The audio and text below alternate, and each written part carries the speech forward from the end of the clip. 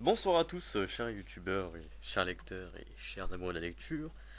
Nous voici de retour pour la quatrième lettre, bien sûr du livre Lettre à une disparue, écrit par Véronique Massonneau.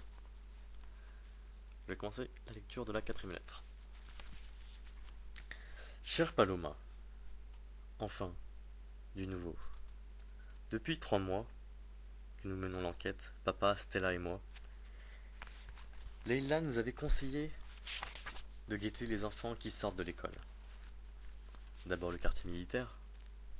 Nous avons fait un plan. Les premiers temps, Stella surveillait le nord du secteur et moi le sud, autour de la place Santa Dolores. Mais c'était dur, ma Paloma. Trop dur pour moi. Toutes ces mères sereines, attendre au milieu d'elles, comme attendre un fantôme. Le cœur battant la chamade, la vue troublée, avec une pierre, lourde et pointue, là, dans le ventre. Puis c'était la sortie. Les flots turbulent des enfants.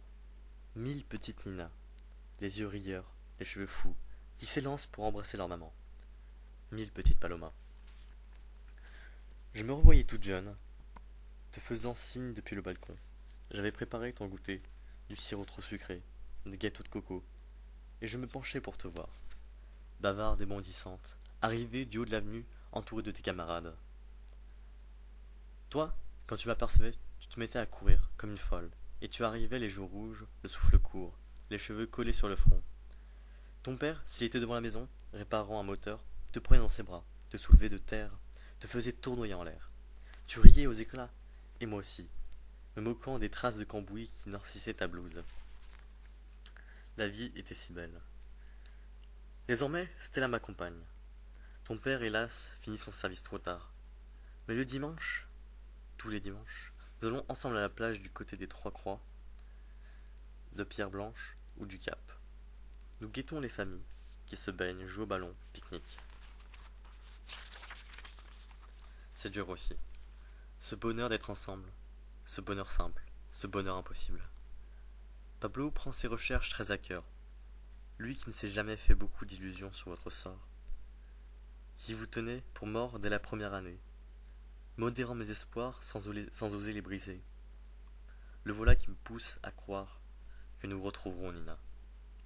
L'idée que sa petite fille grandit peut-être aux côtés de ton assassin, bercée, portée par les bras qui t'ont tué, lui est insupportable.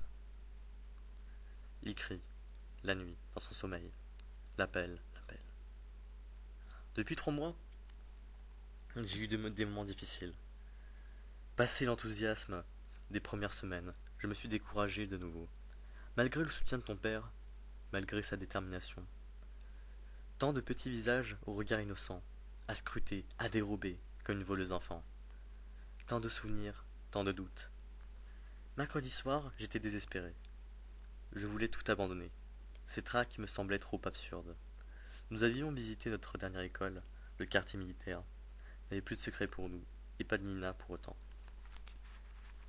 Quand nous sommes restés seuls, sur le trottoir, devant la porte de l'école, Stella m'a serré dans ses bras. Nous avons pleuré en silence. Que faire? Où chercher maintenant? Mais papa est rentré plus tôt, bouleversé. Il avait dû remplacer un chauffeur. Sur une ligne de banlieue qui pensait avoir vu Nina monter dans l'autobus. Il a sorti la seule photographie de toi qu'il garde toujours sur lui dans son petit étui de cuir tellement usé. Prise le jour de tes 14 ans. Le même sourire exactement. Et après un moment, les yeux brillants, le sourire de ma fille, il est dessiné dans mon cœur. Le sourire de ma fille, il est dessiné dans mon cœur. Ok. Je peux pas le confondre. Ou alors avec celui de Nina. Le lendemain, Stella et moi, nous nous sommes rendus à l'arrêt d'autobus à l'heure indiquée par ton père. Nous avons attendu, peut-être 10 minutes, et la fille était arrivée, son cartable à la main, comme Pablo nous l'avait décrite. L'allure sévère, robe unie, les cheveux nattés, accompagnée d'une amie plus âgée. Dans l'autobus, je ne la quittais pas des yeux. Dissimulée derrière de petites lunettes noires, elle parlait peu, ne riait pas. J'étais déçu. Je ne te retrouvais en rien. De son côté, Stella fut immédiatement convaincue. Si, je t'assure, Mélina, c'est saisissant. Vendredi à 5 heures, nous y sommes retournés. Louis nous suivait de loin dans sa voiture, avec un téléobjectif. Le soir, quand il est arrivé chez nous, s'étira sous le bras. Tout le monde s'est installé devant la table, silencieux. Il y avait Rosita, Fernando et Stella, papa et moi. Louis a posé les clichés un à un sur la table, sur la toile cirée jaune. Papa répétait sans arrêt. C'est elle, c'est Nina, c'est sûr. Et Stella de hocher la tête en signe d'acquiescement. Mais moi, non. Rien, aveugle. Mes yeux me trahissaient. Ton père a sorti l'album de famille. Tout le monde a pu comparer. La fillette est au même âge, tout le monde a pu donner son avis. Et tout le monde a conclu comme Pablo. Oui, c'est elle. Nina. Il faudrait l'approcher, lui parler, maintenant, dès demain. Lorsqu'ils ont tous été partis, j'ai pu laisser couler mes larmes. Papa semblait désemparé. Il a rangé l'album et les photographies de Louis.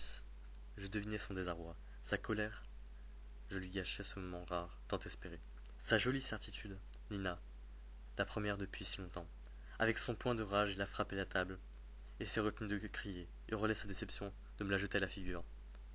Tout sortir, se vider. À quoi bon, puisqu'il savait. Il m'a tourné le dos, puis la porte a claqué, seul, avec mes doutes, ma culpabilité. Épuisé, j'ai dormi, dans le fauteuil en face de la porte d'entrée. Le petit jour, timide, est venu me chercher, me tirer du sommeil. Que fais-tu, Mélina? Qui attends-tu? Ta Paloma, qui ne reviendra pas? Ou Pablo, ton amour? Pablo vivant, qui a retrouvé la petite? Qui cherches-tu, Nina ou Paloma? Papa est revenu, un bouquet à la main. Je lui ai servi du café. Cette nuit, j'ai compris, Paloma, que ton absence a rempli peu à peu ma vie, que j'ai fait le vide autour d'elle. Et j'ai compris surtout, serré contre le cœur de mon Pablo, que la vie est plus forte, qu'il faut te laisser reposer dans la lumière pâle de nos souvenirs, et se battre corps et âme pour te rendre ta fille. Je t'embrasse fort, maman. C'est ainsi que s'achève la quatrième lettre, qui est très remplie de beaux sentiments. À la fois l'espoir, à la fois un peu la mélancolie, le rappel de l'absence. C'est un beau passage. Mais n'oublie pas qu'il y a la suite, et que si vous voulez que ça continue, cliquez sur j'aime, abonnez-vous, envoyez des messages, des commentaires, partagez-la à vos camarades de classe, à vos voisins, à vos parents, pour qu'ils voient qu'en fin de compte, sur internet, il n'y a pas que du porno. Il y a aussi de la lecture. Allez, je vous dis à très bientôt, et on se revoit pour la cinquième lettre. Ciao.